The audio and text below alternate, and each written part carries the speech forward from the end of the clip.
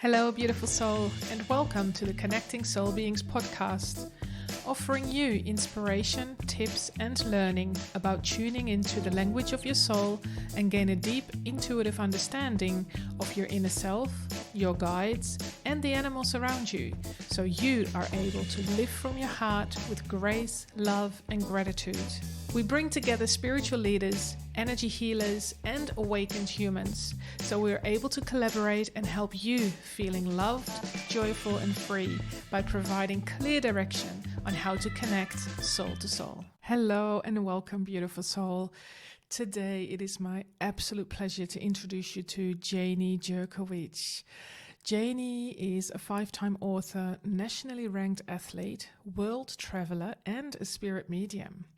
And after embracing her gift of connecting to souls in other realms, she committed her life to helping others by sharing what she learned. Her mission is to help lift the consciousness of all mankind. She lives in the country near Clovis, California, with her dog Peppa, a brood of hens, and a flock of sheep.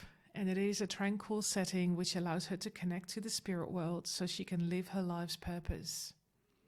And today with Janie, we talk about mediumship, divine beings, and her new project, the New I Am movement. I invite you to sit back and listen and enjoy this wonderful conversation. Because how have you experienced it with your learning into all this spiritual connection and, working as a medium and I think you also call yourself a soul connector. Right, I use the term soul connector. At first I didn't understand anything. I didn't even really know there was a thing like meditating. I just learned to be quiet. And for someone that was working all the time and goal focused and money focused, just learning to sit and be still for 15 minutes a day, and just look at the clouds or read a book or something like that was like so unusual. Mm-hmm. But I'm really glad that I did it because I never would have gotten here. When I first started and I learned about, basically self-taught about the breathing and learning to relax, then I could hear the voices. You could call it your intuition, your higher self, or I call it spirit guides. And I confided in a friend, and she was helping me on my spiritual path. And so she gave me a lot of guidance, and she said, "Oh, that's your spirit guides. That's okay." I'm like, okay, I'm not crazy. But I only knew one person for a really long time, like over a year. Mm-hmm. And, but I spent a lot of time focusing on trying to connect and trying to get answers and trying to figure things out. Because my first book in the Janie J. Live Your Best Life series was called Live the Life You Have Imagined. And so I was trying to figure out, well, what do I need to do? Do I need to do this and that? And I was like reading and listening to stuff online and trying to like really figure it out, because I was pretty much focused only on work and family before that, really no time at all for myself. So I spent there was a lot for me to learn. So one day I was driving and all this stuff was like churning in my head, and I just got a total download of all this good information. And so I pulled over to the side of the road and wrote for about 40 minutes. And then I thought, wow, this is good stuff. I mean, we all should know this, but I wonder how many people either need to be reminded or they forgot or they're not doing it. So I started doing a weekly post on social media about one of the steps that you need to take to live your best life. Yeah. And later that became a book. And my spirit guides told me to write a book on it, and I did. And then they told me to write another one and another one. So I wrote 3 books in 3 months. The second one was Single and 60, about what it's like getting a divorce when you're 60 years old and having to reinvent your life. That's why I was trying to figure out how to live my best life, because my life sucked. I was worried about like affording my house, and why am I working so hard and I'm never having any fun? And I didn't even know about stuff like self-care. I never even knew that word. Yeah. And so that was quite a journey. But I wrote a book. Those 2 books are published. The third one is A Single Woman's Guide to Happiness, and it's written but I need to, work on it some more and get it published. But I kind of got sidetracked writing the spiritual books. So one of them is called The Unimagined Awakening, and that's how I went from a spiritually starved workaholic to basically being a spirit medium and connecting to all that is. That's what I call it, because you can access any information. And I think that's just the coolest thing, because you can find out so many things that help you in your life now. And I mean, before I started the spiritual journey, I didn't even really know about past lives and soulmates. And, so a lot of stuff that my spirit guides told me, I was like, what? And I didn't really believe it. So I was Googling stuff all the time. And then there was information that backed it up, and I was quite shocked. But I was like, well, I'm not that smart to make this stuff up. So there must be something to it. So then I just learned to have more fun with it and enjoy it more. And how can it be helpful in my life?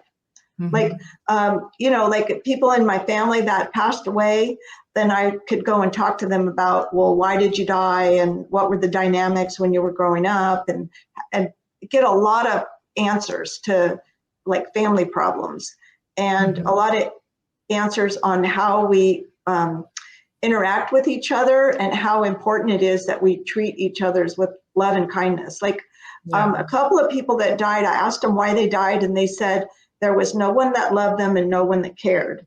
So it's really important. You might be the only one on a certain day to say hi to somebody and smile, or you might be the only one to invite them over for a holiday, and you really need to take that extra step, because you don't know. And if you think about it, if nobody loved you or cared about you, maybe you would just soon die too. So yes, I had never really thought about that. I'd heard it in babies about failure to thrive, and that if you don't hug them and hold them, that they won't want to live. But it applies to adults too.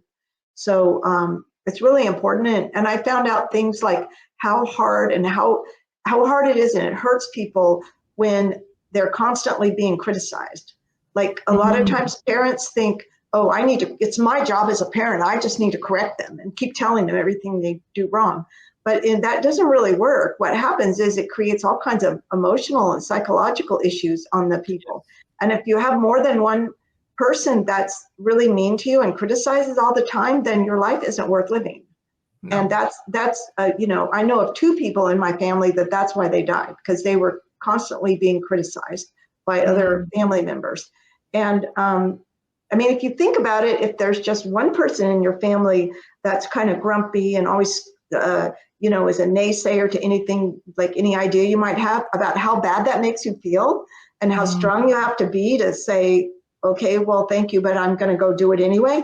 But imagine if you had 2 people like that, just hammering you all the time. It was a real eye opener to how, well, first of all, how interrelated we are with other humans, but how important it is that we try to have better relationships. Yes. So and what happened to me is, after I got most of my questions answered, then it's oh, it didn't change the situation. It didn't change whatever happened, but it changed my perspective of it, because I understood why. And then I'm not mad. I'm not jealous or angry or any, I don't want to beat somebody up. I'm not, but it's it puts peace and joy in your heart. And then you go, oh, that's why. Well, that's why it's important for humans to learn that. And then I try to live and be a nice person, and realize that how I act and how I treat other people, that just gets passed on. So we all should be more conscious and aware of it.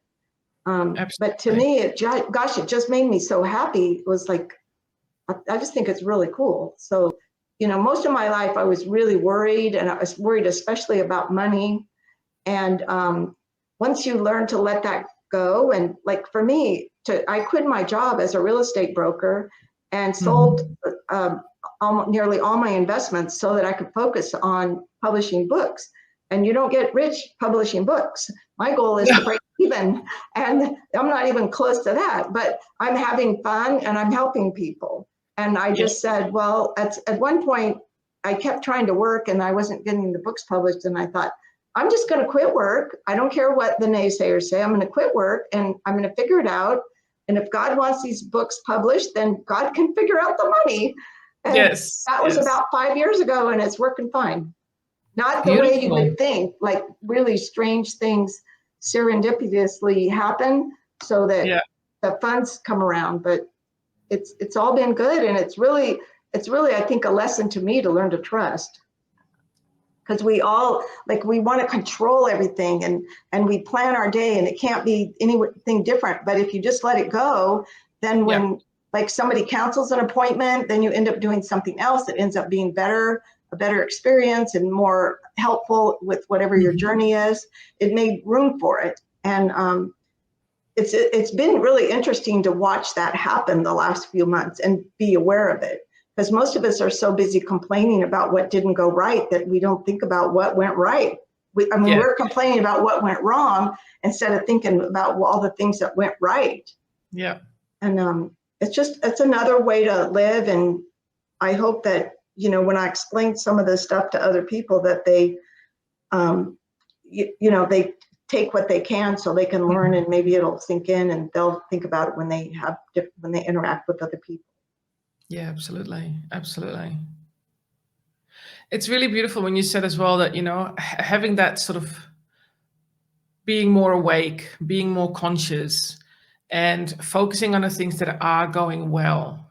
Because it's such a human thing, such a human way of looking at life, to only look at the things that are not working well. And I think that's also from my experience working with people, it's all about, reframing that, but also it's more so about the comfort in focusing on the things that are not working out, because we're so used to it. Right. The humans, the default, what I've read is the default is in the negative, to look at things negative. And because it's comfortable. That's why people stay in bad marriages where, where they're getting beat up every day, or somebody's doing drugs or something really horrible, and they just stay there because at least they know what it's going to be, even though they know it's going to be bad.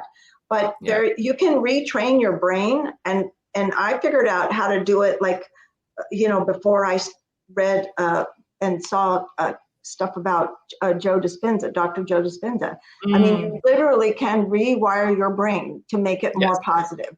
And you have to do what you said, reframe, and other techniques, and then you have to have habits that instill that. Yes. And you got to work on it. Like, it's not going to happen. It's like losing weight, and you say, okay, I'm going to go on a diet, and then I'm going to lose 10 pounds in a week. Well, it's going to take a little bit more than that. I mean, unless maybe if you've got a whole bunch to lose, and you just drink a bunch of water and cut out the junk food, maybe you could do it. But normally you have to, it's a process, and you have to learn to, make one small good habit and just keep building on it. And then, so your positive attitude is the same way. You just have to, catch yourself when you're thinking bad thoughts or negative thoughts, and say, well, what could I say instead? I mean, I like to play this game where and it works really good around naysayers. So if they say something negative, like something's not good, then I would think of what's one good thing about that. Like if somebody says, well, my sprinkler broke and now I have to fix it. And it's like, well, at least it broke, and it didn't break like when you were on vacation and you couldn't get it fixed and you didn't know, right? So at least you know about it and you can do something. Because like you said, people just keep focusing on the negative, but there's always something good, always something good. Even if it's a horrible, horrible thing, if you pay attention, you can learn what the lesson is. Yes. Like, let's say something really bad, like let's say one of your children dies, or somebody in your family, and that's a big loss and you're really sorry. But then you start realizing how important family relationships are. And then maybe you'll go, well, first of all, you'll treasure the memories that you have, but then maybe your other children or your other family members, you'll make more of a point of doing things with them, or, having dinner once a week with them or something. But so there's always something good. Along those same lines, I remember my grandmother died, I don't know, when I was like in 45 or 50. And we were all really close to grandma, and we'd go to, all the grandkids would go there, and we'd always be in the kitchen talking to her. And her and my granddad had 3 daughters. So all the daughters and all the grandkids, we'd always go see grandma, and we were always together. And honestly, he was ignored. I mean, we would say hi and everything, but he was in the other room, and we were all doing something different. And so grandmother died, at a young age. And so then the dynamics of the family, it totally shifted. So now it was the daughters, my 3 aunts, they were, my mom and her sisters, they were all like more focused on taking care of granddad and making sure he had meals, and that somebody was helping him with his insurance and paperwork for medical stuff. And, and the grandkids would go over there and talk to him and ask, and he would tell us stories about when he grew up and how he used to drive an ice truck and a milk truck when they delivered milk in bottles, and with a horse and buggy and stuff like that, and how they didn't have telephone and TV when he was a kid. I mean, just stuff like that. And nobody would have, none of that we would have never known. We've never would have had any kind of a good relationship with him. So even though we were all, of course, really sad that grandmother passed away, it gave us a whole new thing. So that's what I mean about, with something bad, you can look at the good, and you just have to learn to practice that. Yes. Till it becomes second nature. And sometimes you have to laugh, because the stuff that happens is it's like in your everyday life, not something as serious as death, but things will happen, and then you just kind of laugh and go, oh, well, at least it wasn't this, or, at least now I know. So I think crappy things happen in everybody's life, and the difference between somebody that's positive and somebody that's down in the dumps is all perspective. Yeah. So you change your perspective, and then you have a different experience. And it's so important, right? Because there's so many external influences that we are going through that is, and especially now around the world, I don't know what your experience is, but it's all doom and gloom, what you hear, so why not just, look at that as, okay, great, that's the perspective of the media, or, this is what they want us to hear. However, the trick is not to buy into that, not to allow that to have an effect on you in a way that it affects your life. Right. Well, there's two things you can do. First of all, like if you're around somebody and they're saying things, well, this was on the news and this is really gloom and doom and all that, or even if they're saying something negative about some aspect of you, I do this thing called put up Teflon. So I just let it bounce off. I don't let it get into me. And so I just learned to bounce it off, and you can always say, well, thank you, and just be non-committal, because you don't have to go do what they say. And the other thing is, I do not listen to news, because that's the worst thing you can do. Like I spend the quiet time in the morning relaxing and calming down and connecting. If there's questions I have or something I can do it then, but I don't want to mess up my morning and mess up my vibrations by having the news bombarding me, because then you're listening to stuff that somebody else is creating instead of creating your own. So I don't listen to the news, and when people do, and they come to me and they say, oh, well, this and that was on the news, and isn't it horrible? And I say, why do you listen to it? And they go, well, I got to be informed. And I go, well, like, are you going to go run for office, and are you going to solve that problem? So you really don't need to listen to 3 hours of it, if you're not going to do anything. So just like it's kind of wasting your time. I mean, I think it's wasting your time, but that's a way that I can keep calm, so that I can stay connected all the time. Because once you learn how to be connected, and you learn how to calm down and get connected to what I call is all that is, you're like that all the time, and you just go about your day, and it's almost like, well, you're here and you're walking around and people could see you and they can touch you and everything, but your mind is somewhere else, in a lot better place, where you're happier and not worried about all the mundane stuff. Exactly. So what is vibration? Because you've mentioned that word a few times, and it's, I mean, people ask me that question as well. and there's quite a few listeners that are not necessarily familiar with, the terminology that we may use. What is vibration, and why is it so important for us to build on that and to keep it in the higher levels? Right. I don't really have a good description. I think it's just something that I figured out and learned to feel. So when people are like just normal people and they're worried about money and all that, and a lot of trauma and worries in life, they're more at the lower vibration, which is I believe it's like energy. And as you get more evolved, you wake up more and you get more aware of everything around you, like other people and animals and the environment, then your vibration changes, your energy level changes. And I believe you start to, a lot of people have talked about this that know a lot more than me. You start to attract more of the people at the same vibration. So like when I first started my spiritual journey, I didn't know anybody else that did that except for one person. And then as I grew, I started attracting more people into my life that knew as much as I did, or maybe more. And it all starts to have a lot of synergy. Yes. But at some point you just keep going, I would call it higher and higher. So you get out of that phase where on the lower level, you're worried about what's going on around you. Like, my boss did this, my family member did that, my friend did this, and it's all happening to me, and woe's me. When you get more advanced and you learn to be more positive and have better habits, so that's natural to you, you just, you operate from a different place, and you don't worry about what other people think. Yeah.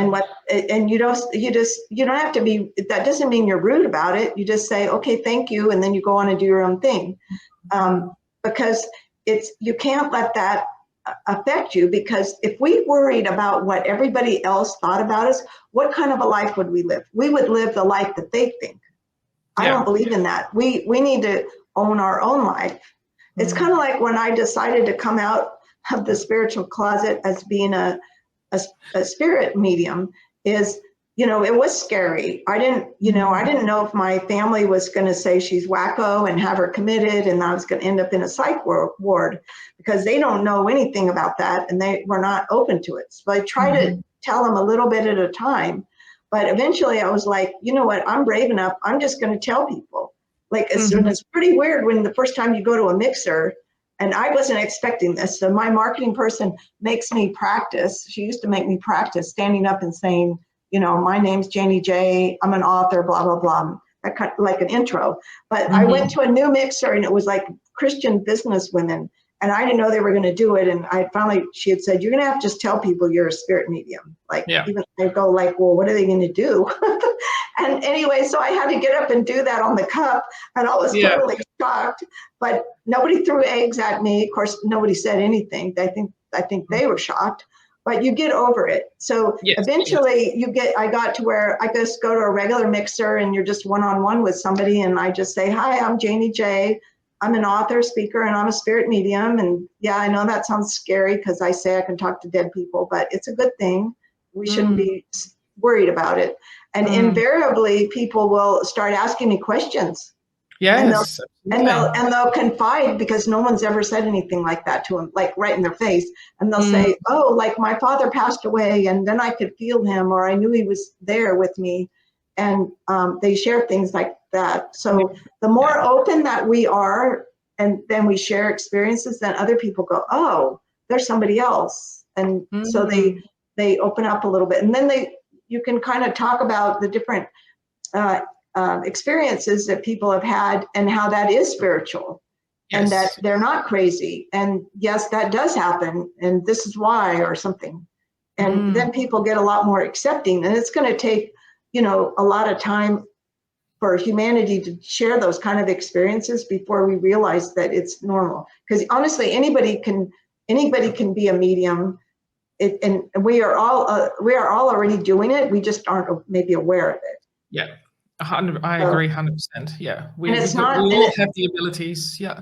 And it's not like it's complicated and you have to take a real expensive course and you have to go study under a guru and live in India or live in a ashram or whatever kind of thing they live in. I mean, you don't have to do any of that. So that's why I have that program called the Connect to Transform process that people can access on my website, because it's so simple. I can share it with you. It's free. And then if it works for you, fine. If you can tweak it so it's a little better, like maybe instead of doing 3 deep breaths, you do 4, or you breathe and hold it a little different, that whatever works, because you'll find what feels good in your body, and then you can go from there. Exactly. It's so amazing to me to think that we have this capability. Like you know, one of my kind of favorite things to do is to ask my spirit guides to tell me about one of my past lives. So think of it kind of like getting to watch a little bit of a TV show or a movie, and then you're just in between commercials. Like it's just a little snippet. And so I'll get to, first they'll tell me about it, and then I can see myself in it, and then it just kind of goes from there where I'm in it. And of course, like if you're doing something that's painful, I like this part, it doesn't hurt. Like I said, I want to see me having a baby, because one of my lifetimes I had 11 children, and this lifetime I've never given birth. My kids are adopted. So I'm like, okay, I want to see having a baby, what that's like. And so I got to see the whole thing, and it didn't even hurt. And that was like pretty cool. And then you can kind of watch what everybody else, because it was in a small cabin, and I had other children. So my husband was there, and then the lady that was helping me give birth was there. And so it was a bunch of people there, which seems kind of weird. It wasn't like in a hospital and all that. And it was pretty interesting. And the thing is, when you go and visit those past lives, you can glean information that helps you now. Like in one lifetime, I found out that I was like 4 years old, and my father beat me to death. And that was pretty scary. I could feel his anger when I could see his face and everything. And what that was about was me. I've always been kind of afraid of, like, you better do what you're told and that kind of thing. And so I couldn't figure out why I was so afraid all the time, because like my brother wasn't like that, and we grew up in the same household. And so like, why is he fearless and Janie's all afraid? Well, once I saw that, I'm like, well, that explains a lot. That explains why I was always like, do the right thing, and why it was so hard for me to break out and say, I'm a medium, or I'm going to quit my job to go publish books, and why I'm going to, go travel to Croatia by myself for a month, or why I'm going to go do this or that. And people go, well, you can't do that. You know. So it was always hard, but you have to get to that point where you are strong enough and you're not afraid anymore. And I think that's part of the human journey. And, a lot of like, say, kids that graduate from high school, they've already figured that out. Like, I'm going to go to Europe and travel for a year, and I'll see what happens.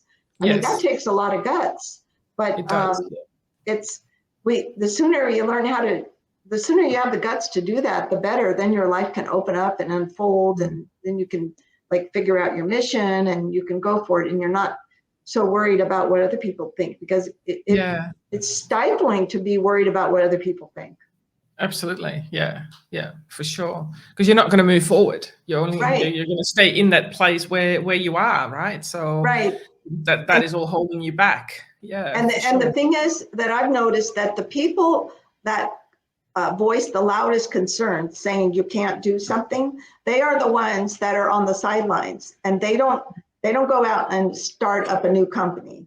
They don't go out and they don't do any traveling. They don't do anything bold or outrageous. And so they're kind of stifling you because they're afraid.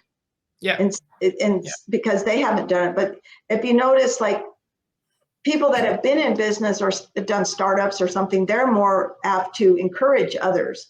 They might give them some tips and like, don't, there's some things to avoid, but at least they'll encourage you. But someone that's never done it is going to be, oh no. And that's the thing. You have to learn who you're going to take advice from. Like, don't take advice from people who haven't done whatever it is you want. Take the advice from the people that are proven that they can do it. Excellent. Yeah, exactly. Yeah. That's really important, and you mentioned that earlier in the conversation as well. When you raise your vibration up, you will attract those who are at that level or beyond, right? So Right. the more we focus on what we can do for ourselves to lift our energy up, to be in that vibrational state that where we want to operate, where we know if I move to that place, things will start to happen and things will start to flow in more more the things that we want to create for ourselves. Right. Because that vibrational level is really important, because automatically everything starts to align at that Right. level. And if you start, like, if the keys are all in our own body, it's like a navigation system. So if you're feeling, this has happened to me lots of times, where I feel like I start getting anxious or upset, and I'm like, something's not right, and I just don't feel as happy. For me, what works is I go outside and I go for a walk, or maybe go swimming if the weather's okay for that. Something where I'm out in nature, or work in the garden, or work in the yard, or just sit in the sunshine. Like if I'm too tired to physically do stuff, and it just rejuvenates me. And the key is keeping tabs on it, because when you start feeling angst or worry and stuff, like, nip it in the bud right away, because if you wait, it's just going to get worse and worse, and then it's going to be harder to get back to the right vibration. Like I remember one time I had somebody was staying with me, and they were having family members over for a swim barbecue, and I was in my office working, and then I thought, I can't go out there and be around people right now, because I'm just thinking too much about work and that kind of stuff. And I thought, well, what am I going to do? They're at my house. Like, how am I going to handle it? So I decided, I'm on 5 acres. So I decided I'm just going to go walk around the property a couple times. So I did that. And then I was like a different person. And I went and joined everybody, and it was great. The other thing I found, and I don't know, it makes sense to me, but technology, like computers and stuff like that, if I'm having issues with them and they won't type right, or they keep crashing or whatever, sometimes I just have to leave and go do something else. And then when I come back a couple of hours later, the computer works. And I think it must have something to do with the energy transfer, because it's like, it's really weird. So it's important to keep tabs on that, so you can keep your energy where you want it. Yeah, because it's very, very strong, and we don't often understand that level of strength that it has, that power that it has, because we're not open to it yet. So it doesn't make sense logically, but all I can say is that's what happens. Yeah, exactly. And going out in nature is a really great example. It's very simple. It's easy to do. I love being in nature. We've got some beautiful bushland around here, some great nature tracks. And with my dogs, I just go out for a walk, and then I stand there, holding a tree or hugging a tree, and just let the energy come through. It really helps to lift up. It even helps to release emotions and mood swings and things like that as well.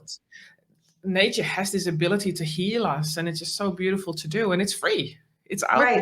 I hadn't even heard of it until later, that about grounding, about how important it is to go outside and do grounding. Yeah, absolutely. Oh, that's why I always feel better when I'm going out and working in the yard. Yeah, 100%.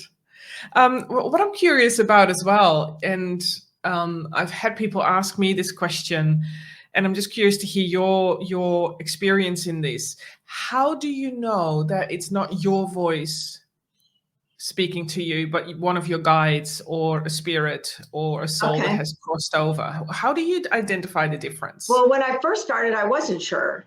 So, but then some of the stuff that I would hear or feel, because sometimes it's more of a feeling, I knew that it wasn't anything that I knew about.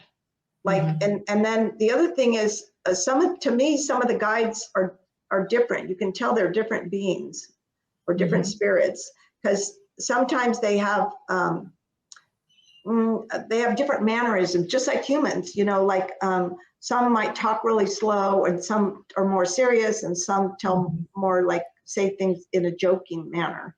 But at first, I would say people don't get freaked out, because at first you won't know. You'll just think, well, am I making it up? But some of the things I've been, actually a lot of the things I've been able to verify.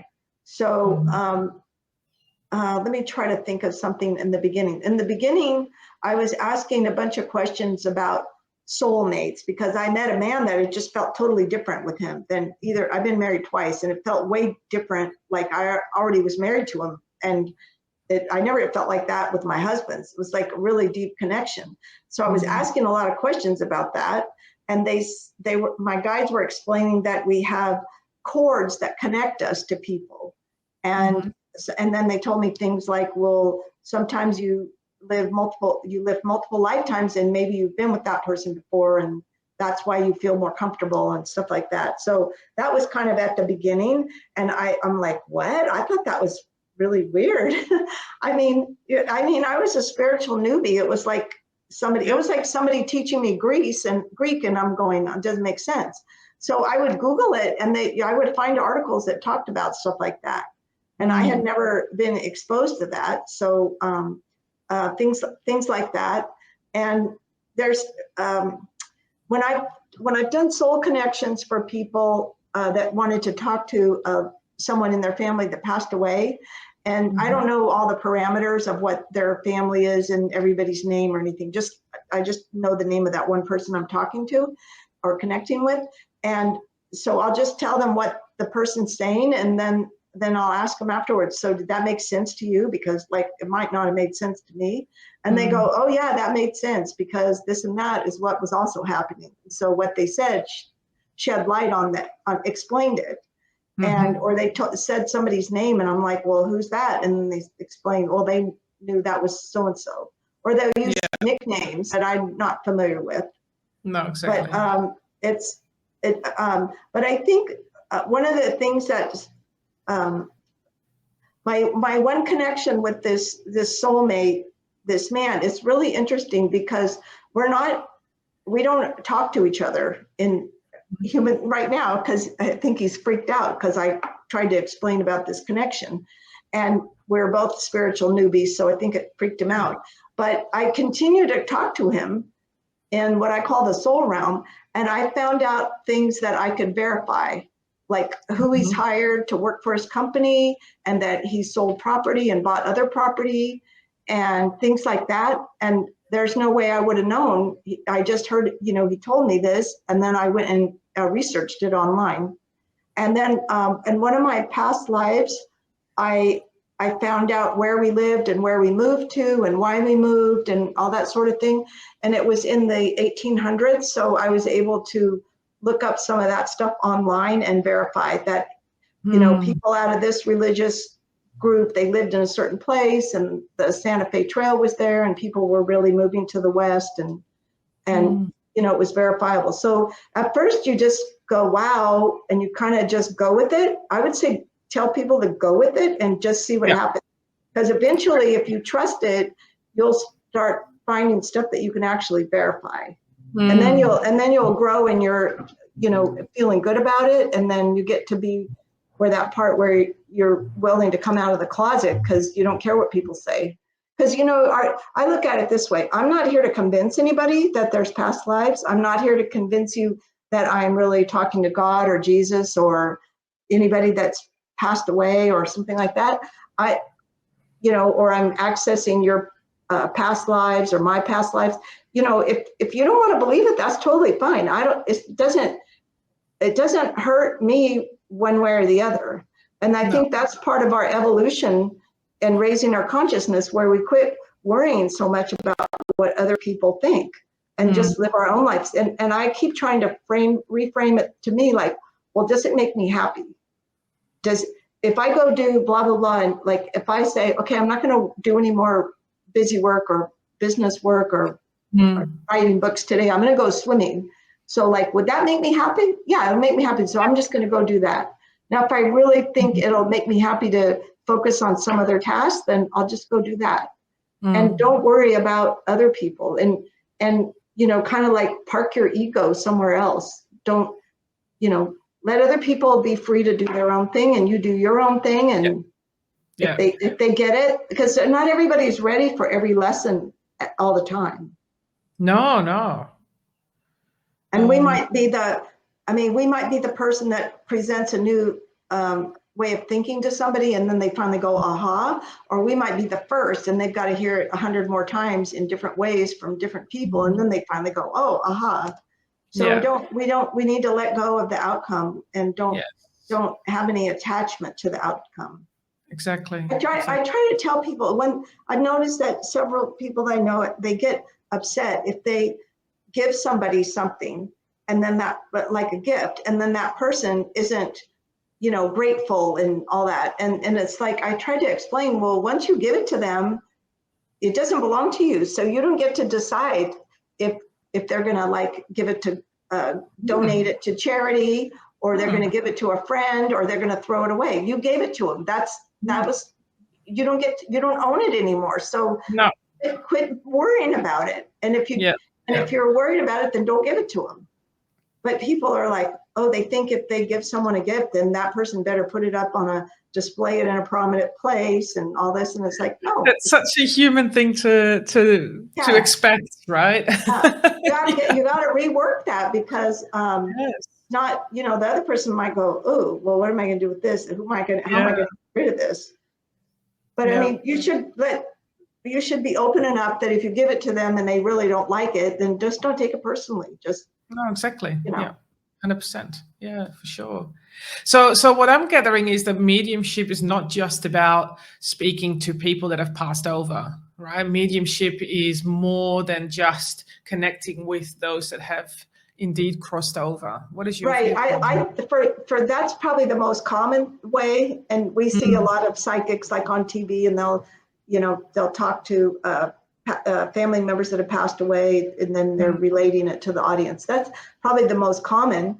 But I think that what happened with me is I thought, well, if you could talk to them, why couldn't you talk to somebody else? And then let's say, mostly when you see mediums on TV or stuff, they are talking to family members. But why couldn't you talk to somebody famous, like in history, and ask them questions? So I've done quite a few, probably over 20 of those, and I'm working on a book about that. And ask them whatever you want. And so you can do it. I mean, the thing is, you can do anything if you believe it. So I just believed it. And I thought, well, what the heck? Exactly. I mean, and I thought it was pretty interesting, because some of the people didn't say what I thought they would say. And so that was interesting. And one kind of funny one is, I used to be in a mature, they call it a master's running team. So we were running track and we competed nationally. And when we were training and stuff, we had a coach and everything and all that, and a team for support. And so one of the girls on the team said, well, if you can really do this connecting, then why don't you ask Roger Bannister to give us some tips on running? So he was the one that broke the 4-minute mile, the first one. So I did that, and then I told the team, what he said, and I don't know what the coach and the other people thought, but but it was good. It was good advice.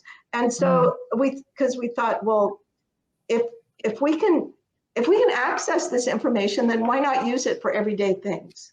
So I've done things like, when I first found out that I was supposed to do the I Am movement, the new I Am movement, and I'm like, well, that's kind of overwhelming. I don't know how to do that. Like, isn't that going to cost a lot of money? And then, like, how do you raise the money to do it? So we thought about it, and we go, okay, well, we'll ask Billy Graham what his take is on it, because he'd passed away. And so it was pretty interesting, because he said the mission you have to do is going to take a lot of money. So don't be afraid of making money. So I thought that was, interesting. So you can talk to anybody about that kind of stuff. And of course, another thing I've done is talking to people that are still alive. Like, if it's somebody I know that is sick and has some sort of disease, then I sometimes talk to them in the soul realm. So they're still alive. And I ask them about, well, what's wrong with you and why do you feel that way? Because I really believe that when people are sick, it is a manifestation of some other underlying problem. And so I've talked to friends, and tried to explain, like whatever the issue was that they were upset about, and try to explain another way of looking at it. And so far, the ones that I have talked to that way, they're still, they got over whatever their sickness is, and they're fine. So, I mean, I don't know, I can't prove that that's because of me, but I'm just saying it just certainly didn't hurt them. No, exactly. Yeah. And you're merely the conduit, right? You're merely the person that passes on those messages. Right. And I didn't even, most of them, I don't even tell them that I'm doing this, because I'm just trying to see what I can do to heal them. But if you think about it, it's nothing more than mental telepathy. Yes. And they've done government studies that prove that works. And so, like, I think we all have mental telepathy. We just haven't developed it. And there will come a time in humanity where it'll be like, it'll just be totally normal. Like, it'll be taken for granted that people could do that. Yeah. And it's just that right now we're not there yet. So the more people that are aware of it, I mean, let me give you an example. How many times have you thought about somebody and then they called you? Yeah, absolutely. And that's exactly what that is. And that happens over and over, but people don't see it. Or sometimes they'll have a feeling, oh, somebody, so-and-so must be sick or hurt because I get this feeling when I think about them. And then they'll find out, later exactly what was happening at that time. And so people are a lot more tuned in than they even give themselves credit for. So once you open up, I mean, it's basically limitless. Yeah. Beautiful, isn't it? Yeah, it's pretty cool. So how can people get in touch with you and learn more about the I Am movement? The best thing to do would be to go to the new IamMovement.com and check out the website, or go to, if you want something that's easier and more like entertaining, go to the YouTube channel, Janie J Soul Connector. There's about 30 or so videos on there, and I explain a lot about what my mission is. I talk about why you should do soul connections, why it's important to find out about your past lives and the types of things you can learn. And the whole idea is to open people up. And so some of the videos will talk about things that are in the book, the new I Am document, because it's a book explaining why we're here and the lessons to learn. And there's 100 lessons. So some of the lessons are very simple, like a fifth grader can understand them. So some of the videos talk about the lessons so that people can start letting it sink in. Like, it's not overwhelming. It's not like Eckhart Tolle or somebody really super spiritual that, for a newbie, it's too overwhelming. You're not going to get it. Yeah. But I would go to the YouTube, Janie J Soul Connector, or go to the new IamMovement.com and check those out. Beautiful. Thank you. Is there a little tip or golden nuggets that you can leave the audience with? Well, I think the main thing that I learned from the book, this one, the new I Am document, is that we are all connected. And that was a new concept to me. But once you read the book and you start thinking about it more, it's really amazing. So we are all truly connected. I believe we are one universal consciousness. And the way my guides explained it is that we are all merely little cogs in this big machine of the universe. So we might think someone's insignificant, but if that little cog isn't there, then the rest of it doesn't work. So we're all really important, and we're all really interconnected. We all have our own mission or our own part that we're supposed to contribute to the whole.